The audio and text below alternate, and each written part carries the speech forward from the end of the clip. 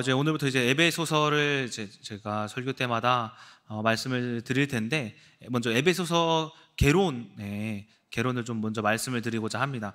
에베소서의 저자는 누구냐면 1절에 소개하다시피 바울이다라고 볼 수가 있습니다. 그래서 바울이 이 에베소서를 언제 썼냐? 아마 AD 60년에서 그러니까 주후 60년에서 62년경에 로마 감옥에 갇혀 있을 때 썼던 옥중서신이라고 분류가 됩니다. 그래서 이 옥중서신인데, 그 에베소에 왜 편지를 썼냐라고 봤을 때 사도행전 이제 19장에 에베소 지역에 에베소 지역에 있었을 때의 사건이 등장을 해요. 이때 약 2년에서 아마 3년 그 중간인데, 정확한 이제 연은 모르겠지만 아마 2년에서 3년 정도 그 사이 정도 머물러 있었다라는 것을 볼 수가 있습니다. 그래서 특히 그 에베소 지역은 어떤 문화와 특히 종교 중심 지역이었는데, 그때 로마와 그리스 종교는 다신론을 이제 가지고 있죠. 근데 그리스도는, 우리 이스라엘 백성들은 유일신론, 이런 종교적인 부분에 있어서 많은 부딪힘이 있었고, 또한 그 안에서 종교적으로 어떤 부딪힘이 있다 보니까는 이 에베소서 말씀을 통하여서, 에베소서를 보시게 되면은 여러 가지 영적 싸움에 대해서 많이 이야기를 하거든요. 그래서 이런 영적인 어떤 신론, 또 어떤 예정론, 어떤 인간론, 이런 이제 철학적인 부분도 좀 포함이 되는데, 이러한 부분에 있어서 그들에게 이제 영성으로나 또 말씀의 지성으로나 부족함이 없게 만들려고 이런 에베소서의 말씀을 작성하였다라고 보여집니다. 그래서 그 에베소서에 살면서 바울이 많은 사람들을 회심케 하였죠. 그래서 에베소서의 핵심 주제는 뭐냐면은 하나됨입니다. 하나됨.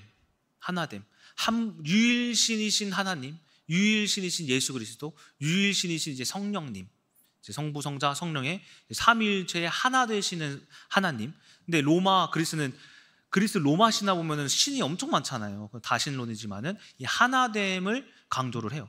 그래서 그 하나됨의 하나님 안에서 우리 또한 하나됨, 성도들의 하나됨, 하나님과 인간 사이에 이 두 관계가 하나됨, 많은 것들에 대해서 하나됨을 강조를 하는 것이 에베소서 말씀이에요. 그래서 그 핵심 주제의 말씀을 몇 군데 보자면은, 에베소서 2장 14절 보시면은 제가 읽어드릴게요. 그는 우리의 화평이신지라 둘로 하나를 만드사 원수된 것 곧 중간에 막힌 담을 자기 육체로 허시고. 원래 우리의 존재는 하나님과 하나였죠. 언제 그랬어요? 창세기 1장 2장에 3장 이전에 처음 지음받았을 때 우리가 하나였는데, 창세기 3장 이후로 둘로 나뉘어졌다. 하지만 예수 그리스도께서 그 막힌 담을 허시고, 그 막힌 담이 뭡니까? 이사야 59장 말씀에 의하면은 우리들의 죄죠. 너희가 너희의 죄로 말미암아 너희와 너희 하나님의 사이를 갈라놓았다. 그 죄로 막혀진 담을 허셨다. 하나 되게 하셨다. 또 에베소서 2장 16절, 십자가로 이 둘을 한 몸으로 하나님과 화목하게 하려 하심이라.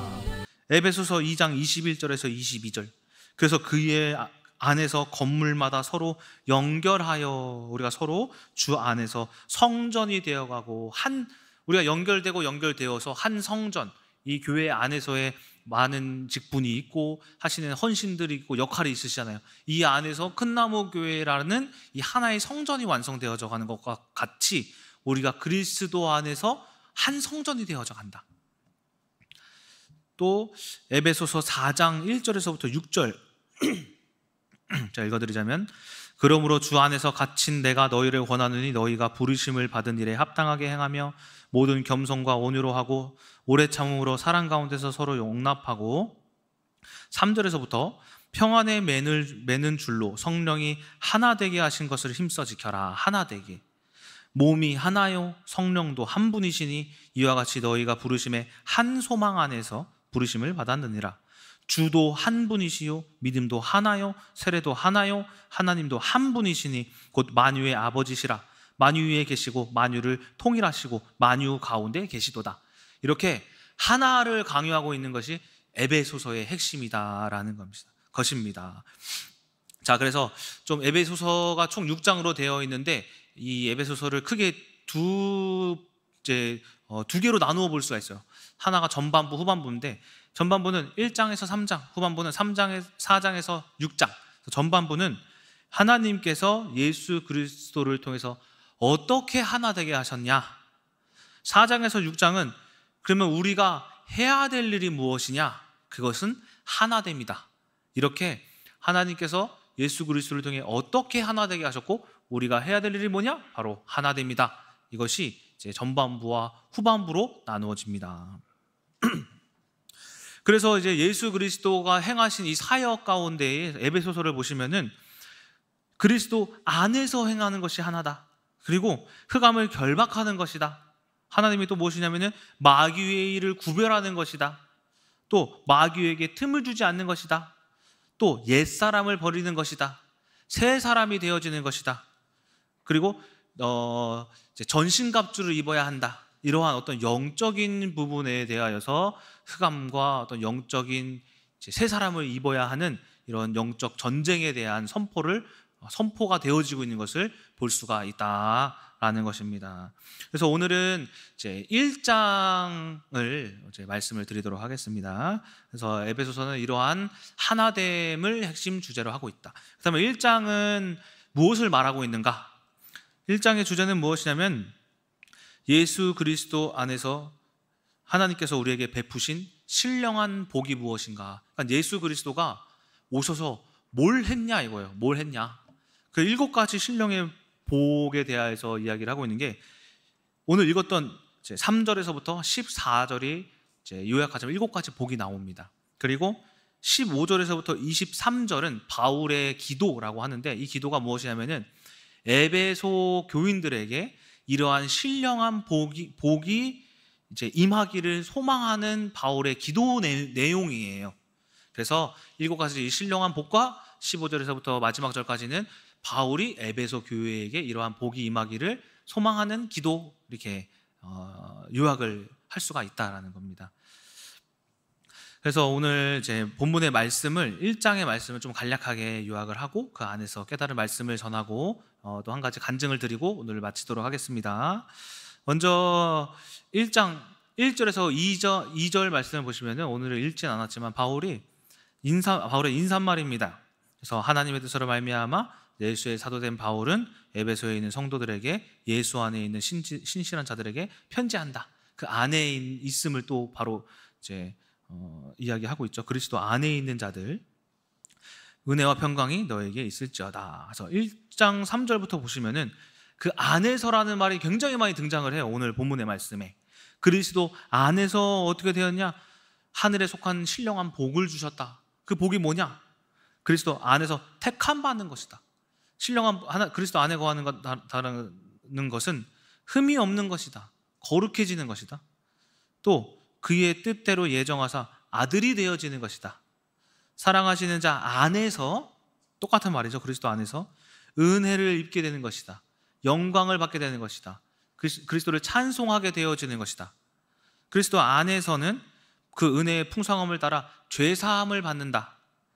또 지혜와 총명이 넘쳐난다. 그리고 그리스도 안에서 때가 찬 경륜을 위하여 예정됨을 받는다. 그 예정됨이 뭡니까? 제가 예전에 말씀드렸던 언제 5월인가 6월에 말씀드렸던 아우리스트적 예정 있죠? 이미 우리에게 예정된 결과가 하늘에 있는 그 예정함을 그리스도 안에 있는 자들이 이 땅에서 도래하여 복을 받는 거예요. 그 도래함을 그리스도 안에서 받을 수 있다라는 의미입니다. 또 하늘에 있는 것이나 땅에 있는 것이 다 통일되어지는 것, 이게 아우리스트적이죠. 하늘에 있는 것이나 땅에 우리의 삶이 하나가 되어지는 것, 그것을 그리스도 안에서 복으로 우리에게 허락하셨다. 또 12절에 그리스도 안에서 우리가 바라던 일들이 되어져 간다. 이게 또 복이죠. 그래서 영광과 찬송하게 하시고 진리의 말씀으로 복음을 듣고 믿어 그리스도 안에서 진리의 말씀을 힘입어 우리가 인치심을 받았다. 이게 13절의 1장의 핵심 내용이에요. 그리고 14절에 하나님과 그럼으로써 우리가 그 진리의 말씀을 통하여서 인치심을 받아서 우리 스스로가 각 개개인이 하나님의 기업이 되게 하셨다. 이게 14절의 말씀. 보증이 되게 하셨다, 기업이 되게 하셨다라는 말씀입니다. 그래서 이 하나님께서 그리스도를 통해서 주신 7가지 신령한 복을 요약하자면은 말씀드리도록 하겠습니다. 택하심, 우리들을 하나님께서 택하셨다. 선민들, 우리는 선민이죠. 이스라엘 백성들은 선택받은 민족이라고 하죠. 이처럼 그리스도를 믿는 것은 택함 받은 것이다. 또 1장 5절에 의하면은 양자 삼으셨다. 아들 되었다. 6절에 은혜를 거저 주셨다. 우리가 대가 없는 은혜, 뭘 해야지만이 돈을 받고 월급을 받고 뭘 받는데 우리가 뭘 하지도 않아도 하나님께서 우리들에게 은혜 주셨다. 구원의 은혜 주셨다. 1장 7절에 구속하셨다. 이 구속이라 하면 죄사함을 받았다. 아마 제가 로마서 할 때 말씀드렸죠. 이 구속이란 것은 하나님께서 우리들의 죄를 사하여 주시고 우리들을 하나님의 계획 안에서 이끌어 가시는 것. 그래서 그것을 이전에는 사망이 왕노릇하였으나 지금은 로마서 5장에 의하면 생명이 왕노릇하는 것. 우리가 어떤 문제와 사건을 만나더라도 그 안에서의 하나님의 계획이 있음으로써 문제가 되려 축복이 되고 문제가 응답이 되어지는 이것이 뭐예요? 생명이 왕노릇하는 은혜, 곧 구속하심을 받았다. 1장 9절에 하나님의 뜻과 경륜을 알게 하심. 하나님의 뜻이 무엇인지 우리가 지금의 상황을 보면 알 수 없지만 그리스도 안에 거하는 그 안에 거하는 자들의 축복은 우리 유재인 지사님을 만나도 이 사람을 만난 이유가 이것 때문이었구나. 우리 지금의 남편을 만난 이유가 이것 때문, 아내, 자녀, 지금 문제, 사건을 만난 이유가 이것 때문이었구나라고 뜻과 계획이 분별되어지는 축복이에요. 그래서 누구를 만나든 우리가 어디를 가든 다 분별되어져서 그 계획 안에 있으니 그 계획이 저주가 아니라 다 축복이니 아무런 문제가 없는 거예요. 이러한 경륜을 알게 되는 축복. 1장 11절에서 12절 기업, 상속자, 곧 우리가 그 하나님의 경륜을 알게 되면은 그 안에서 복을 받죠. 복을 받으면 뭐가 되는 거예요? 응답이 쌓여만 가죠. 기업은 뭐가 많아요? 돈이 많죠. 그 돈이 많고 어떤 사람들이 많다 보니까는 많은 일들을 할 수가 있죠. 우리가 하나님 안에서 응답과 증거들이 많으면은 하나님의 응답의 기업이 되어져 가는 거예요. 기업이 많다 보면은 뭘 할 수 있어요? 내가 누구를 만나든 어떤 환경에 있는 사람들을 만나든 그 환경대로 내가 받았던 응답들이 너무나도 많으니까 할 말이 다 많은 거예요.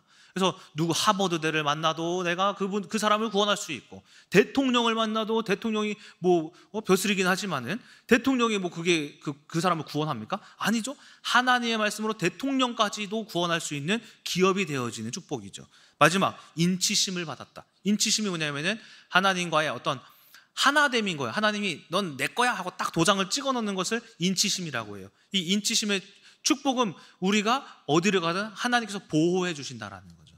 이처럼 이러한 7가지 신령한 복을 그리스도 안에서 하나 된 자들은 다 받을 수가 있는 것이다 라는 겁니다. 그래서 바울이 오늘 에베소서 15장에서부터 마지막 23절까지의 그 기도에서는 이 성도들이 이러한 신령한 복을 받게 해 주시옵소서 하면서 그들이 믿음과 사랑을 쉬지 않고 또한 감사를, 또한 마음의 눈을 밝히고 부르심의 소망이 무엇이며 기업의 영광의 풍성함이 무엇인지 알게 하소서 해서 등등등등 그들에게 하나님의 기업의 영광의 풍성함과 신령한 축복을 받기 위한 기도를 이제 15절에서부터 23절에서 써 내려가고 있다라는 겁니다.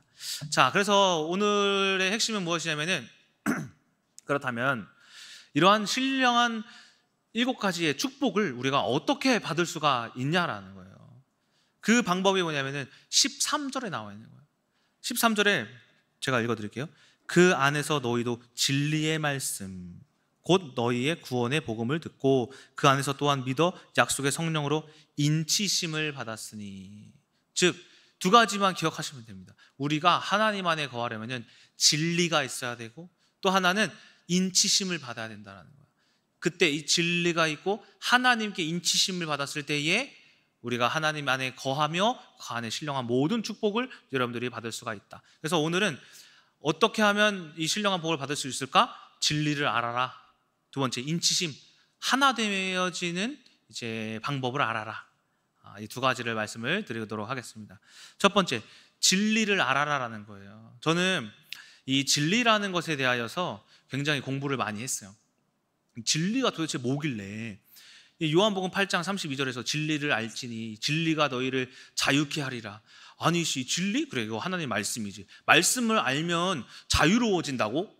여러분 말씀 아는 사람, 아시는 분들 많잖아요. 성경 저보다 많이 읽으신 분들 계시잖아요. 저는 성경 이제 6번을 통독을 했거든요. 근데 10번, 20번 하신 분들 계시잖아요. 저보다 더 아시는 분들이 많잖아요.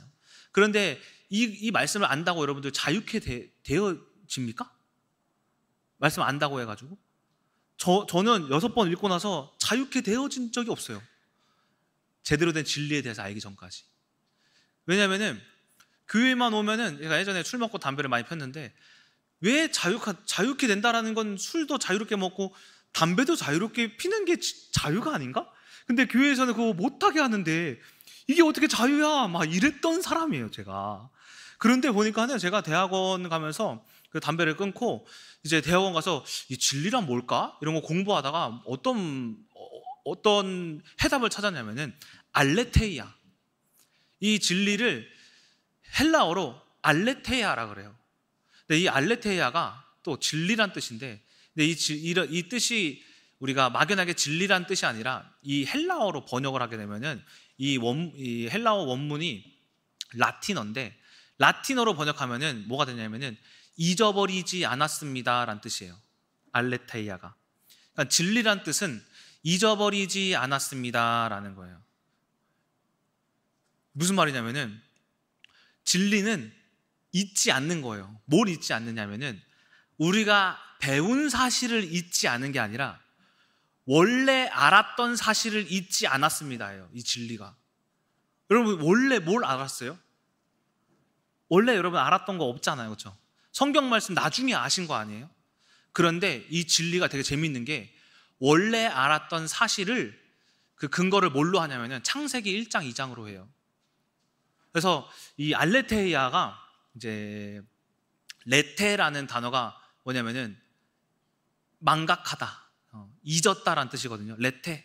그래서 그리스 로마 신화에 보면은 레테의 강을 건너거든요. 사람이 죽으면.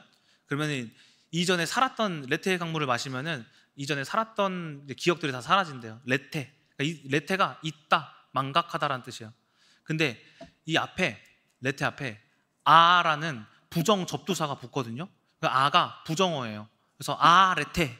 근데 이게 레테에 붙다 보니까는 이게 단어가 바뀌어요. 그래서 아레테이아라고 되는 거예요.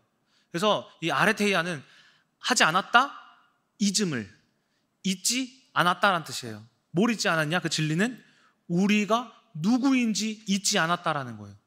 그 근거를 뭘로 한다고 그랬어요? 창세기 1장 2장. 우리는 사실 어떤 존재냐면은 신과 같은 존재인 거예요. 진리라는 뭐냐면은 우리가 말씀을 읽다가 보면은 진리의 말씀을 한다라는 것은 뭐냐면은 이 진리는 잊지 않는 거. 우리가 왜 잊었냐면은 우리가 땅 속에 이제 보물이 계속 감추어져 있으면은 우리가 그 보물을 꺼내려면은 어떻게 해야 돼요? 땅을 파헤쳐야 되죠.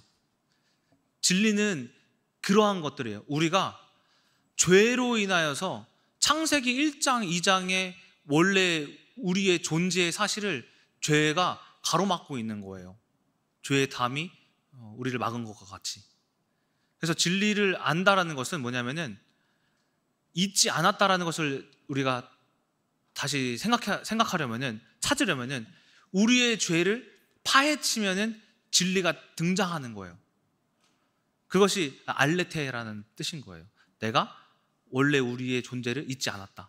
그래서 원래 우리의 존재가 무엇이냐면 창세기 1장 2장에 하나님의 형상대로 만들어진 이 존재, 이게 원래 우리의 모습이잖아요. 그리고 또 뭐냐면 우리는 그래서 원래 사랑할 줄 아는 사람이고, 누구를 용서할 줄 아는 사람이고, 이해할 줄 아는 사람이고, 수용할 줄 아는 사람인데, 죄가 그걸 가로막아서 그 죄로 이 사람을 보고 죄로 상황을 보다 보니까 진리가 감추어져서 나타나지 않은 거예요. 그렇죠? 그리고 또 우리가 하나님을 기뻐하고 찬양할 줄 아는데 죄 때문에 기분 나빠하고 불평하고 불신앙하고 있는 것이 그게 이제 알레테야 하고 있지 않다라는 거죠. 진리를 모르고 있다라는 거죠. 또 이 창세기 1장에 의하면은 태초에 만물의 주권은 누구에게 있어요? 하나님께 있잖아요. 그 주권자이신 사실도 망각하고 있는 거예요. 우리가 그걸 까먹고 있던 거야. 원래 우리는 알잖아요. 그리고 또 하나님께서 창세기 1장 27절 28절 그리고 2장에서 주셨던 이 네 강물 근원의 축복, 가정 그리고 경제, 지혜, 건강, 이 네 가지 축복에 대하여서 우리가 원래 받고 살아야 할 사람인데 원래 나는 그지로 살아야 되는구나, 원래 가정이 다 세상은 다 불행하구나, 이걸 당연듯이 여기고 산다라는 것을 우리가 지금 잊어서 그냥 그렇구나 하고 살고 있는 거예요. 그러니까 진리를 한다라는 것은 무엇이냐면은 무언가를 쌓는 것이 아니라 진리는 생각났어요. 왜 생각났어? 그 생각을 덮었던 죄악들이 떠나니까 생각이 난 거예요. 그래서 진리를 우리가 안다라는 것은 죄가 떠날 때 진리가 나타나는 거예요. 그래서 가장 먼저 우리가 하나님의 말씀 예수 그리스도 안에 거한다라는 것은 그 죄악된 내 육신의 생각들을 다 벗겨져 버리는 것이 바로 진리를 알기 시작하는 가장 첫 번째 단계이다라고 말씀을 드릴 수가 있는 것입니다. 그래서 인간들이 어떤 극심한 어떤 환경이나 또 자기가 스스로 해결하지 못할 어떤 문제에 처하게 되면은 뭐 해요? 영화 같은 데 보면은 신이 있다면 기도를 많아요. 부처님, 무슨 공자님, 예수님, 뭐 누구님. 어떤 할머니는 이렇게 기도하더라고요. 나무 아비타불 예수님의 이름으로 기도했습니다. 아멘. 이러더라고요. 뭐야? 부처님한테도 기도하고 예수님한테도 기도하는 거 얼마나 긴박했으면. 사람은 이러한 극심한 어떤 내가 스스로 해결하지 못한 문제에 직면했을 때에 어떤 초월적인 존재를 찾아요. 왜 찾아요? 왜? 우리가 즉 창세기 1장에 하나님의 형상대로 원래 하나님과 함께 살았던 사람 인간이었기 때문에 그 인간이 지금은 모르겠지만 너무 극심한 문제를 만나다 보니까 해결할 수 없으니까 내가 나도 모르게 하나님을 찾는 거예요. 이게 바로 어떤 모습인 거예요? 우리는 원래 신의 형상을 가졌던 존재임을 우리가 어떤 문제와 사건을 통해서 드러내기 시작한다는 거죠. 또 제가 엊그저께 임바울 관사님이랑 엄대진 강도사님이랑 고화은 선생님이랑 이제 저랑 성악설, 이제 성선설 이야기를 했단 말이에요. 근데 이제 임바울 관사님이 자기는 성선설을 도 믿고 성악설도 믿으신대요. 왜요? 그러니까는 원래 우리는 창세기 1장 2장에 성선설, 선하게 태어났다. 그런데 창세기 3장 이후로 타락했으니 성악설도 맞다. 근데 그 말이 맞는 게 뭐냐면은 임바울 권사님이 사회복지사로 일을 하셨잖아요. 하셨을 때 사회복지사들 중에 불신자인데 하나님을 모르는데 그렇게 그 사람들을 잘 돌보신대요. 그렇게 사람들을 돌보고 긍휼히 여기고 불쌍히 여기고 희생하면서까지 돕는데 불신자가. 근데 누가 제일 안 돕느냐? 예수님 믿는 사람들이 제일 안 돕는데, 기독교인들이 제일 안 돕는데. 그러니까는 이제 그 원리가 뭐냐면은 왜 하나님을 모르는 사람들 마음 가운데에 그러한 사람들을 돌보고자 하는 마음이 왜 있는지 아세요? 하나님의 형상이기 때문에. 원래 우리의 형상. 그것을 영적 도덕성이라 그래요.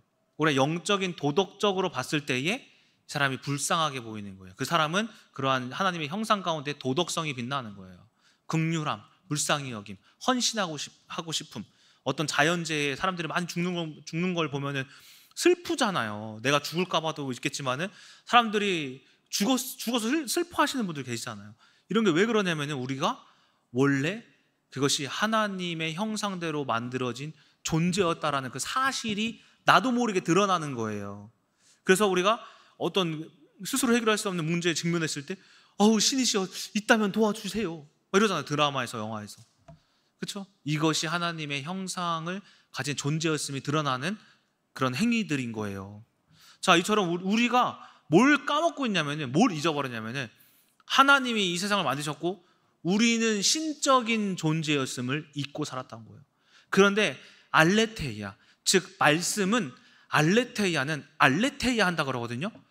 즉 무슨 말이냐면은 진리는, 하나님의 말씀은 우리들의 죄를 벗겨서 우리가 원래 어떤 자들인지에 대하여서 밝히 드러나게 한다는 거예요. 그래서 우리가 하나님 안에서 거하기 위하여서는 뭘 해야 되냐면은, 먼저 말씀을 아는 것보다 말씀을 통해서 육신의 죄가 벗겨지는 것을 여러분들이 먼저 우선순위로 여겨 죄를 먼저 벗겨내는 것이 이제 첫 번째예요. 자, 그래서 골로새서에서도, 성경 여러 군데에서도 이 알레테이아라는 이 진리의 말씀에 대해서 뭐라고 말하냐면, 골로새서 1장 26절 27절 보면은 이 비밀은 만세와 만대로부터 감추어졌던 것인데 이제는 그의 성도들에게서 나타났다 그래요. 만세와 만대가 뭐예요? 창세잖아. 창세전. 하나님으로부터 이미 있었던 그런 말씀이 진리였던 거예요. 즉 우리 어디로 가면 돼요? 우리가 창세기 1장이죠. 만세와 만대. 또 로마서 16장 25절. 나의 복음과 예수 그리스도를 전파함은 영세전부터 감추어졌다가 이제는 나타나신 바 되었으며 그래요, 바울이. 영세전, 그러니까 세기가 없을 때부터 감추어졌던 것. 그게 뭐예요? 우리가 하나님에 의해 창조되었던 사실. 이게 다 뭐예요? 진리인 거예요. 그래서 우리가 죄를 벗겨내면 벗겨낼수록 우리가 뭘 해야 될지 알고, 우리가 어떤 존재인지에 대하여서 우리가 확신하고 믿고, 그리고 그렇게 되어지기 시작한다는 거죠. 또 마태복음 13장 35절에 예수님도 똑같은 말씀하세요. 어떤 말씀하시냐? 이는 선지자를 통하여 말씀하신 바 내가 입을 열어 비유로 말하고 창세부터 감추어진 것들을 드러내리라. 이게 무슨 말이에요? 창세전부터 감추어졌던 것이 뭐예요? 우리가 하나님의 형상대로 만들어졌었다라는 사실. 그래서 제가 이 알레테아라는 단어의 이제 뜻을 해석하고 제 생각이 달라진 거예요. 맞네. 진리는 날 자유케 하네. 담배, 술 이거 뭐예요? 그걸 하는 게 자유로운 게 아니라 하게 만드는 흑암에게 얽매였다라는 거예요. 이게 결코 자유가 아니죠. 내가 혈기를 낸다고 우울하고 짜증을 낸다고 이게 나야? 제가 옛날에 혈기 낼 때 이제 또 뭐 배웠다고, 혈기 낸 사람의 성향이 기질이 있대. 이 기질은 변하지 않는데, 근데 그 중에 하나가 혈기랑 우울이래요. 근데 저는 혈기로 나타나고 어떤 사람들은 우울로 나타나는데, 그래서 사모님이랑 한참 싸우면 제가 혈기 내서 집안의 물건을 다 부셨어요. 근데 사모님은 항상 하는 말이 그거 너 아니야 그러는데, 이게 18 이게 내가 왜 아니야? 네가 이거 낳았잖아. 이렇게 혈기 나는 사람으로 만들었잖아. 이게 전 줄 알았는데 뭐냐면 사실 이게 죄가 아닌 거예요. 이것은 혈기라는 것 또한 뭘 어떻게 다르냐? 혈기라는 것 또한 내게 만드는 흑암에게 사로잡힌 거구나. 담배도 중독되게 만드는 흑암, 술도 중독되게 만드는 흑암, 음란도 마찬가지고, 짜증, 우울, 이런 육신의 모든 행위들은 다 흑암에게 잡혀서 그것이 결코 그렇게 한다고 해서 자유로운 것이 아니다라는 거예요. 하나님 안에서 혈기 있을 문제를 만나도 그냥 그런 하나님께서 해결해 주시겠지. 화가 안 나고 우울해하지 않고 넘어가지 않고 미혹되지 않고. 이게 뭐예요? 진리. 죄가 없으니까 내가 누구인지를 아니까 아무리 어떤 사건과 환경을 만나도 아무렇지가 않은 거예요. 이게 뭐냐? 알레테야. 죄가 벗겨지는 것이다라는 거예요. 그래서 마르틴 하이데거라고 해서 이 신학자, 영국의 신학자가 있는데, 이 신학자가 뭐라고 하냐면은 인간은 진리의 장소이다 그래요. 여러분들은 다 진리의 장소래요. 그런데 이 장소가 죄로 인하여서 덮여졌을 뿐이지, 그 죄가 벗겨지면은 여러분들 모두에게 그 진리가 나타난다라는 거예요. 그래서 말씀으로 승리한 사람들의 공통적인 특징은 뭐냐면은 죄를 알아요. 응답받은 사람들의 특징이 뭐냐면은 죄를 분별해요. 죄가 뭔지 안다라니까요. 말씀을 많이 아는 게 아니라 죄를 알아요. 죄를. 이것이 뭐가 어떤 게 문제고, 뭐가 잘못되었고, 이제 뭐가 틀린 것이고, 뭐가 흑암이고 귀신이고 사탄임을 분별할 줄 알아요. 응답받는 자들은. 근데 말씀만 많이 한다고 응답받는 사람은 저는 못 봤어요. 성경 많이 알아가지고 응답받는 사람은 한 명도 못 봤어요. 목사님들조차도. 성경을 아는 게 아니라 성경에서 말하는 죄를 아는 것이 뭐예요? 진리다. 즉 알레테이아 한다라는 건 뭐예요? 죄를 벗겨내는 것이다. 내가 뭐 때문에, 내가 어떤 마음으로, 내가 무엇으로 죄를 짓고 있는지 대해서 분별할 때에 하나님 안에 거하기 시작하는 거예요. 그게 오늘 에베소서 1장 13절에 그 안에서 너희도 진리의 말씀 곧 너희의 구원의 복음을 듣고 그럼으로써 그리스도 안에 거한다라는 것은 진리, 숨겨진 하나님의 원래 우리가 어떤 존재인지에 대한 그 사실이 드러났을 때에 우리가 그리스도 안에서 거하기 시작한다라는 것입니다. 자, 두 번째는 뭐냐면은 인치심입니다. 인치심의 뜻은 우리가 하나님 앞에 인치심을 받았다. 넌 내 소유다라는 뜻이죠. 이것은 무엇을 의미하느냐? 하나됨을 의미를 해요. 이 하나됨이 무엇이냐면은 헬라어로 오모노이아라고 해요. 오모노이아. 이 오모노이아는 하나됨, 연합인 거예요. 함께. 한국말로 제가 이거 이제 철학적 용어로 찾아보니까는 합치라고 해요. 합치. 합체 아시죠? 네.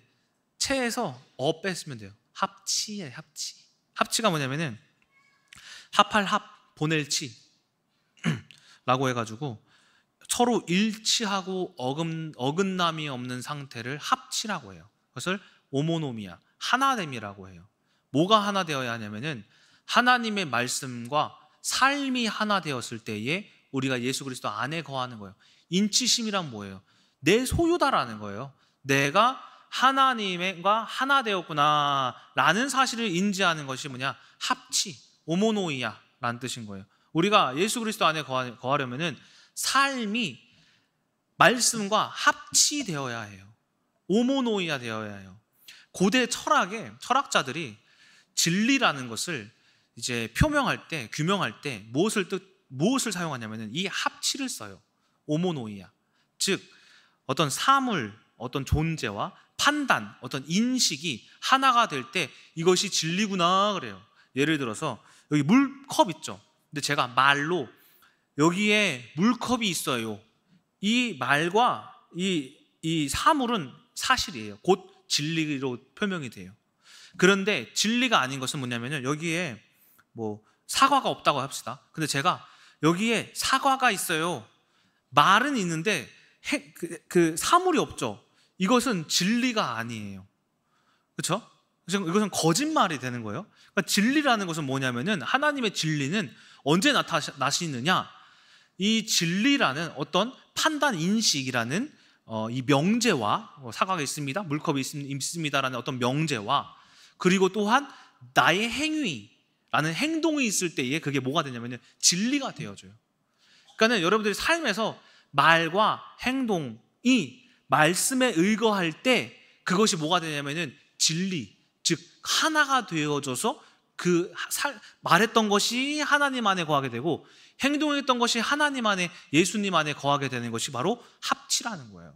그러니까 여러분들이 행동 가운데, 말 가운데 무엇이 있으셔야 되냐면은 믿음의 고백, 진리의 고백, 어떤 믿음의 행위, 진리의 어떤 말씀의 행위, 말씀에 의거한 행동들이 있으셔야 한다는 거예요. 그때 여러분들의 삶에 하나님께서 그 합치된 삶에 여러분들이 말했으니까 요한일서에 보면은 우리가 말씀을 알고도 하나님을 없다 하는 자들은 하나님을 거짓말쟁이로 만드는 자래요.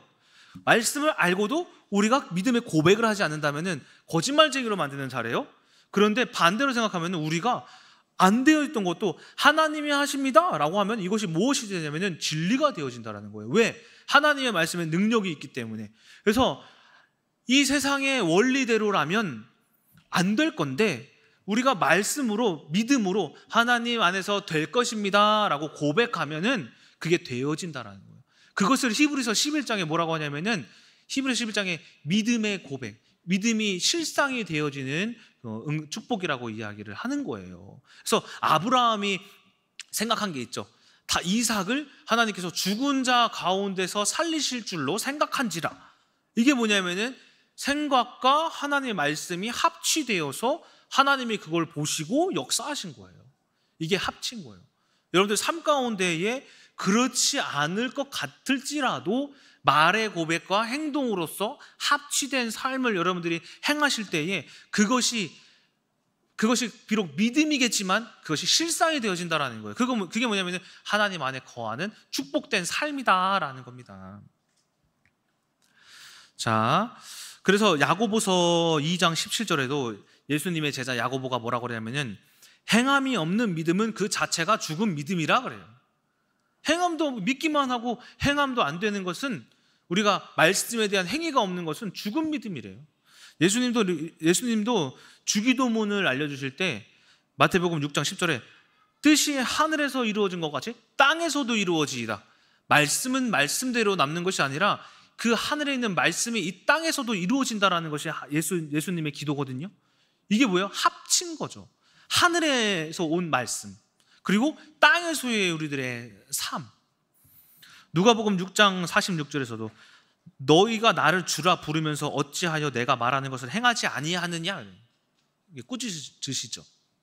왜 합치하지 못하느냐, 너희 말씀대로 살지 못하느냐 꾸짖으시는 거예요. 그러니까 우리가 예수님께서 말씀하시고 또 제자들도 말씀하시고 예수님이 가르쳐 주신 기도도 봤을 때 우리가 말씀대로 사는 것이 진리구나 라는 것을 볼 수가 있다라는 거예요. 그래서 성경에서도 이 하나님께 축복받았던, 하나님이 함께 하셨던 사람들의 특징이 여러분들 아시잖아요.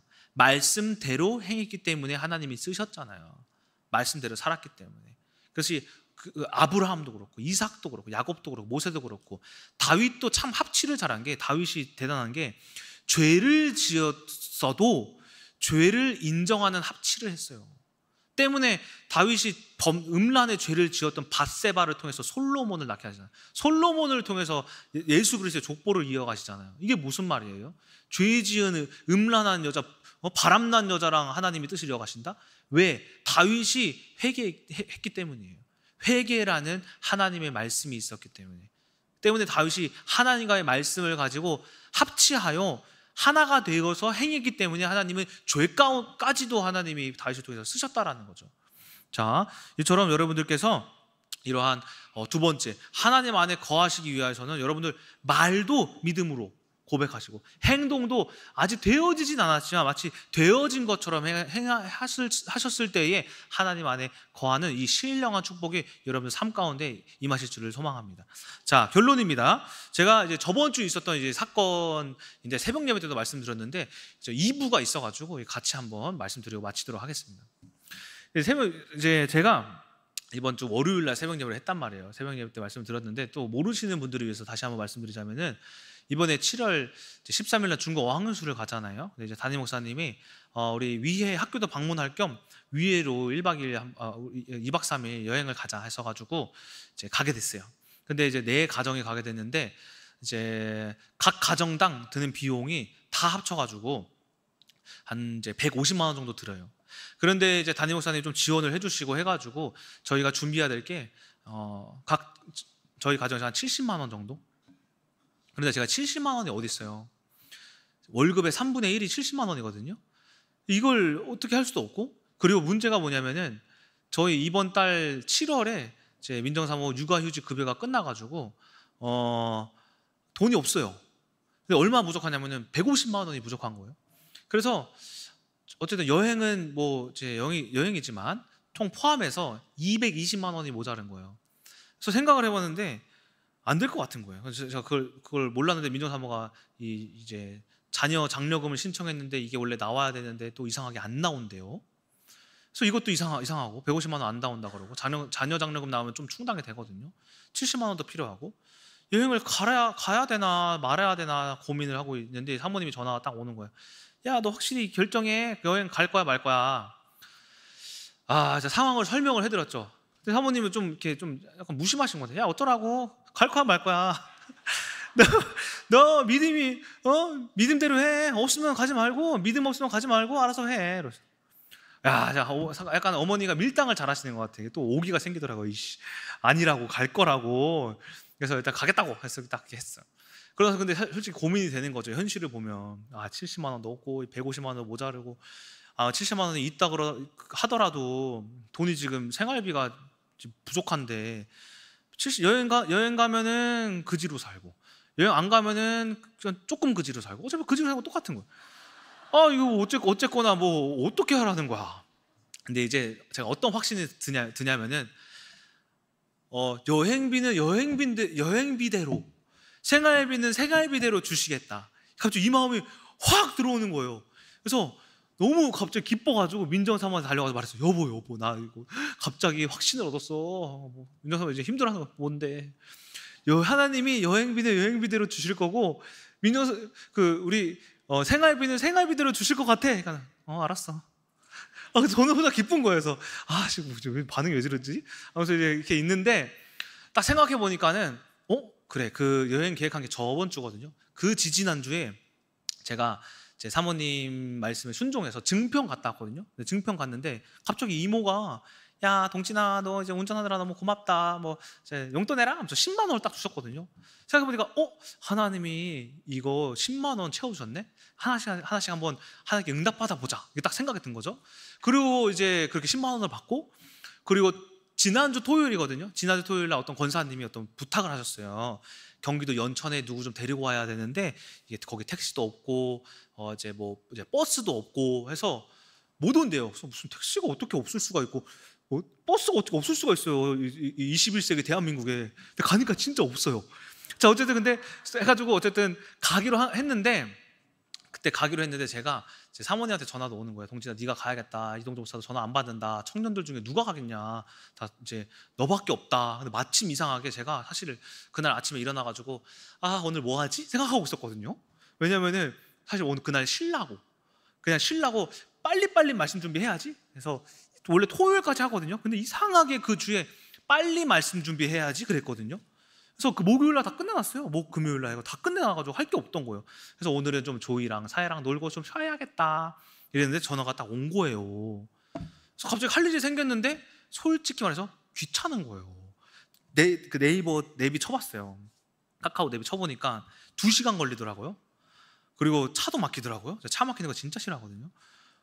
그리고 오늘 좀 쉬어야 되는데 쉴 생각이었는데, 그런데 제가 무슨 말씀이 생각나냐면은 먼저 신명기 8장 1절 3절 말씀이 생각나는 거예요. 너희가 40년 광야 기간 동안에 내가 너희에게 하신 것을 기억하라. 내가 너를 낮추시며 너를 시험하사 네 마음이 어떠한지 명령을 지키는지 지키지 않는지 내가 너를 알려 함이라. 사람이 떡으로만 사는 것이 아니요 하나님의 말씀을 가지고 사는 것이라 하니까, 맞네, 내가 하나님의 말씀을 가지고 살아야지. 귀찮아? 이거 흑암이지. 힘들어? 이거 귀신이지. 그래, 내가 하나님 앞에서 순종해야겠다. 이 흑암 결박해야겠다. 뭐 한 거냐면은 이 행위가 알렉테이아 한 거예요. 진리를 위하여서 진리를 가로막고 있는 흑암을, 말씀을 가지고 제가 걷어버린 거예요. 짜증, 귀찮음, 무기력함, 게으름 이런 거 있죠. 딱 걷어버린 거예요. 그래, 그러면 일단은 이 마음을 없애자.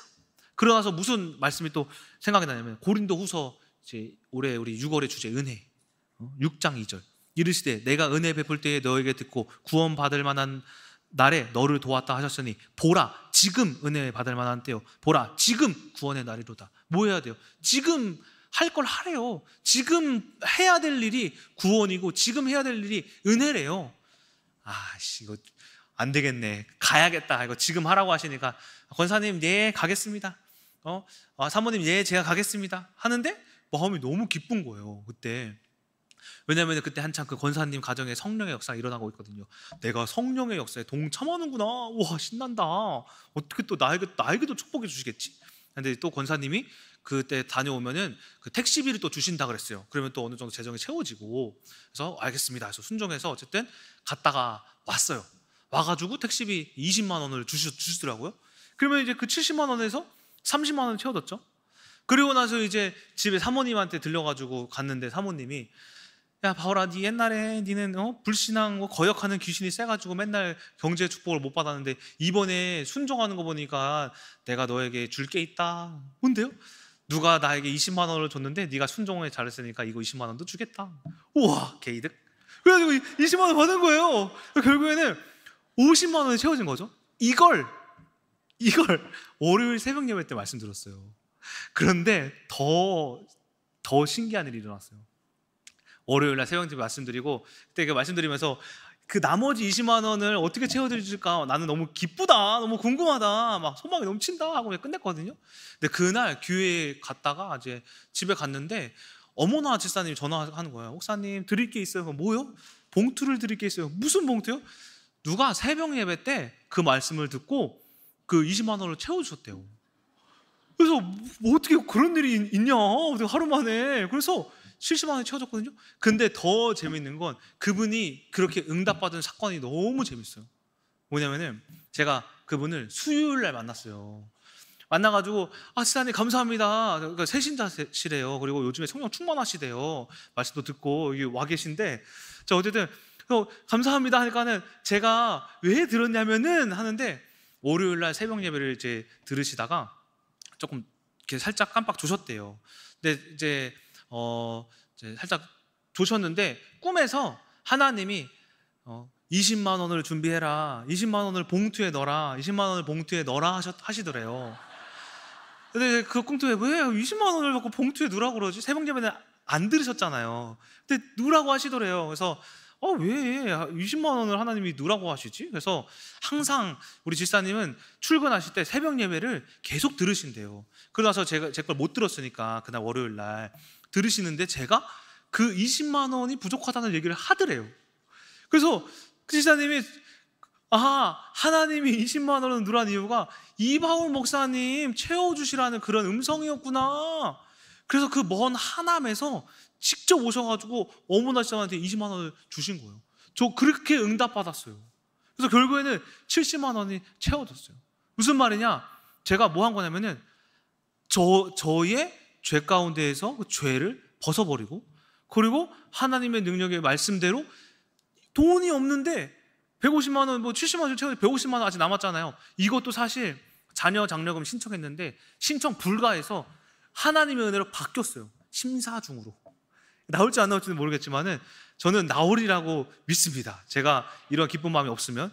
보니까는 한순간에 70만 원이랑 이 150만 원이 채워진 것의 이유가 이 알레테이아 했고 합치했기 때문이다라는 거예요.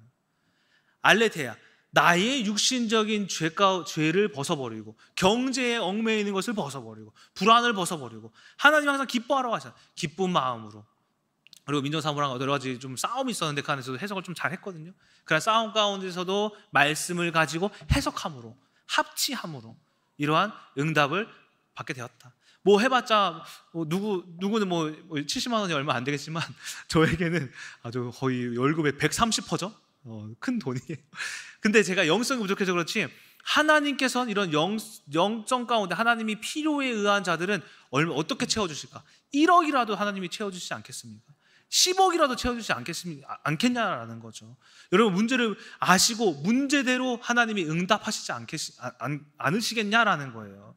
하나님의 우리들의 죄를 사하여버리고 또한 하나님의 말씀을 합치하여 살아갈 때에 그때 하나님이 응답 주시리라 소망합니다. 자, 이처럼 우리가 중요한 것은 그리스도 안에 거하는 것이다. 그리스도 안에서 죄를 벗어버리고 오늘 말씀과 같이 하나 되어지는 것이다. 에베소서의 주제가 하나됨이죠. 우리가 이러한 죄를 벗어버리고 하나됨의 진리의 축복을 여러분들이 잘 깨달으시면서 여러분 각자의 삶 속에서 하나님이 예정하신 모든 축복을 받으시는 여러분 되시길 주님의 이름으로 소망합니다. 기도하고 마치겠습니다. 하나님 감사합니다. 우리가 여러 가지 환경 가운데에서 결코 하나님의 말씀은 배신하는 일이었고 결코 그의 말씀은 거짓이 없음을 고백하며 나아갑니다. 안 되더라도 없더라도 내 눈앞에 보여지지 않는다 하더라도 우리가 말씀의 믿음으로 말미암아 말씀을 근거로 삼아 말씀을 증거로 삼아 우리가 그 믿음으로 나아가고 또 우리들의 죄를 결박하고 사함받고 또한 합치하여 하나님의 말씀을 들고 그 삶을 살아갈 때에 하나님이 분명히 응답하실 줄을 믿사오니 주님 우리들의 각자의 맡겨진 삶 가운데에서 하나님의 은혜가 풍성히 임하고 하나님의 축복을 받는 우리 큰나무교회 모든 성도님들 되게 하여 주시옵소서. 살아계신 예수 그리스도의 이름으로 기도드렸습니다. 아멘.